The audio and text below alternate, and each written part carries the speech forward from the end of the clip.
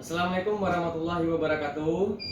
Ketemu lagi dengan channel YouTube ARM Medika dengan saya. Kali ini saya ingin berbagi sedikit pengalaman ke teman-teman semua, terutama teman-teman di elektromedik di rumah sakit terutamanya. Kali ini saya berbagi tentang masalah alat ini. Ini adalah SIPAP. Jadi alat ini sebelum kita maintenance atau report, kita harus tahu dulu apa fungsi alat ini. Ini adalah infant flow SIPAP atau ya SIPAP. Jadi artinya untuk sama dengan ventilator untuk membantu fungsi pernapasan si pasien, terutama pada bayi atau bayi infant. Oke, di sini langsung saja. Ini ada breathing circuitnya. Pertama alat ini dihidupkan, ada muncul yang namanya error 54 atau E54.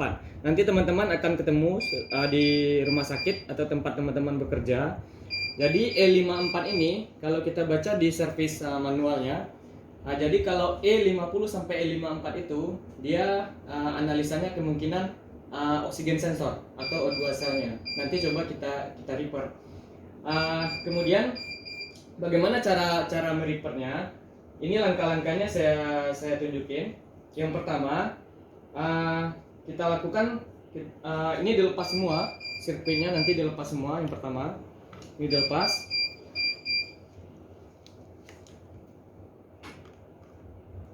Kemudian ini sudah dilepas. Jadi teman-teman sebelum memanggil yang namanya vendor atau mengeluarkan biaya atau bayar ke vendor, mungkin teman-teman di tempat kerja bisa melakukan report secara mandiri dulu. Kemudian alatnya kita matikan dengan menekan tombol on off di belakang sini. Kita off-kan dulu alatnya. Kemudian alatnya sudah off, kabel powernya kita cabut, ini kita cabut. Kemudian gas supply-nya, oksigen dengan airnya kita lepas, dua-duanya kita lepas. Ini bagaimana cara kita ngecek si O2 sensornya atau report O2 sensor. Kemudian di bawah sini ada baut 3. Ini kita lepas tiga-tiganya. Kita lepas. Ini kita lepas tiga-tiganya. Kemudian unit ini kita angkat dengan memegang yang di atas ini. Unitnya kita angkat. Kita taruh di posisi yang aman. Di salah satunya di atas meja. Baik. Kemudian di sini ada banyak baut di belakang sini. Nah, baut di pinggir-pinggir sini nanti kita lepas. Kita harus menyiapkan yang namanya obeng plus. Nanti di baut di belakang sini kita coba lepas. Cara kita mengganti oksigen sensor di dalam unit ini. Pertama di sini ada baut. Ini kita lepas. Sudah baut ini kita lepas. Ini kita lepas. Dua ini tidak usah kita lepas. Kemudian di bawah sini ada baut. Jadi unitnya direbangin aja. Di bawah sini ada baut 2 buah. Ini cuma ada satu karena satunya sudah patah bautnya. Kita lepas dua-duanya bautnya ini. Nah, kemudian dua ini sudah lepas, kemudian kita berdirikan lagi. Kemudian unitnya ini kita tarik. Ini kita tarik. Agak keras sedikit. Nah, ini kita tarik. Nah, ini cara reportnya. Kemudian di dalam sini ketahuan ada O2 sensor. Di samping sini nanti ada baterai. Di samping sini. Nah, O2 sensor ini yang nanti kita ganti. Kita coba ganti. Cabut kabelnya. Kita lepas yang lamanya. Ini O2 sensor yang lama. Dia menggunakan Analytic Industry. Jadi merek Analytic. Kemudian kita siapkan. Ini O2 sensor baru. Kemudian si unit ini sebenarnya bisa menggunakan OM202. Jadi tidak harus pakai yang merek ini. Yang penting dia ada 3 pin. Kita repair. Ini oksigen sensor baru, ini yang lama. Ini kita buka, pasang yang baru. Dan jangan lupa O2 sensor ini dicatat tanggal berapa kita penggantian, biar pantau untuk penggantian berikutnya tanggal berapa.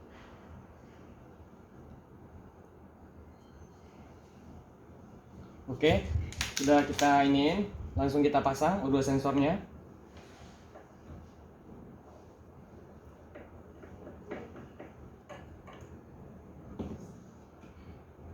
Baik, tadi unitnya kita sudah lakukan repair O2 sensor. Ini setelah kita lakukan pemasangan ulang, setelah ininya kita tutup, kita pasang baut semua, kemudian kita lakukan pasang sirkuit seperti semula, breaking circuit, ada kabelnya sama ada selang kecil ini.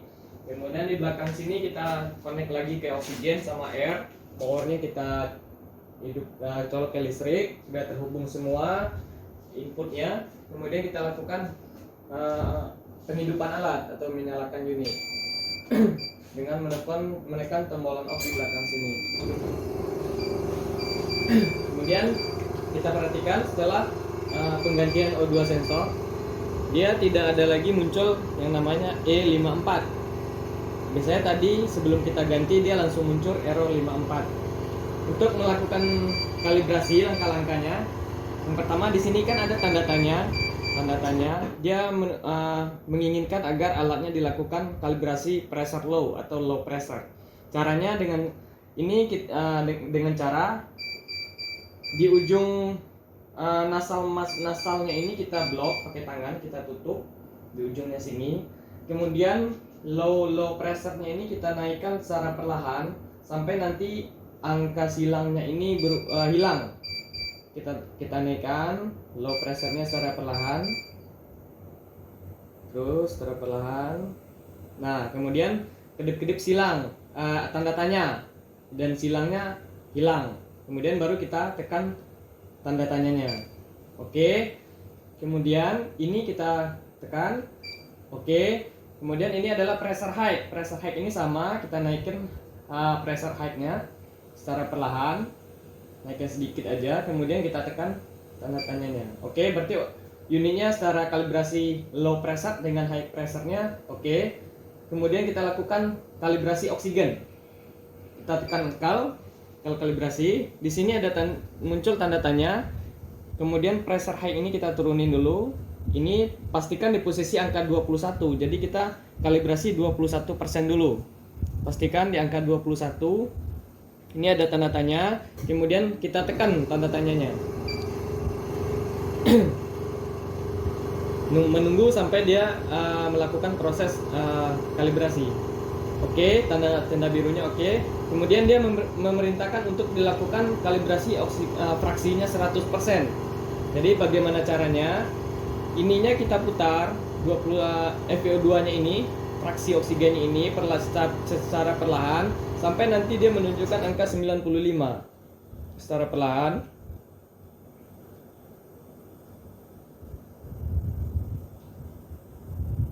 Terus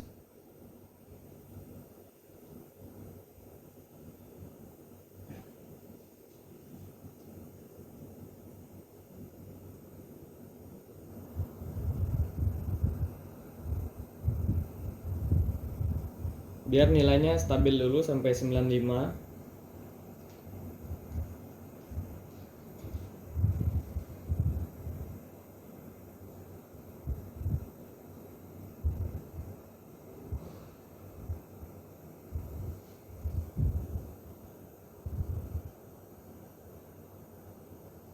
Oke, baru kita lakukan tekan tombol tanda tanyanya.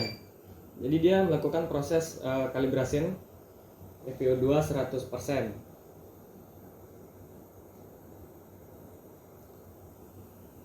Oke, dua-duanya berhasil, 21 sama 100%-nya berhasil. Setelah berhasil, alatnya kita exit. Exit dia muncul kayak gini. Nanti kita ini lagi. Oke, alat ini sudah bisa digunakan ke pasien. Itu dari kami. Mudah-mudahan bagi teman-teman yang di lapangan, di rumah sakit bisa bermanfaat lewat video ini, membantu teman-teman semua. Oke, terima kasih. Wassalamualaikum warahmatullahi wabarakatuh.